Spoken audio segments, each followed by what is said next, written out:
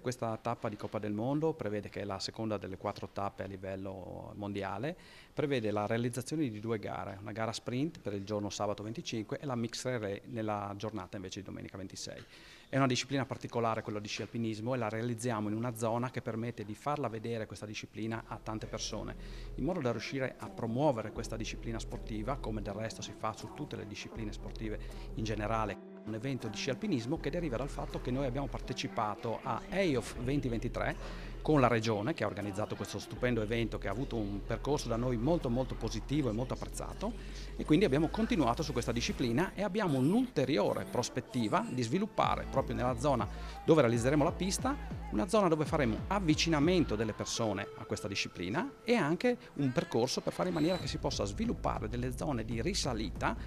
rispettando le regole e in sicurezza, sia quando c'è neve naturale, che è la condizione migliore e si crea una possibilità molto ampia, ma anche invece quando non c'è neve naturale, quindi con la neve artificiale, però rispettando, ripeto, le regole in modo da non mettere la gente a rischio. Quanti sono gli atleti attesi? Aspettiamo un centinaio di atleti e oggi avremo la conferma di quanti sono effettivamente gli iscritti, 100-120 vedremo, e aspettiamo sul territorio circa 150-180 persone.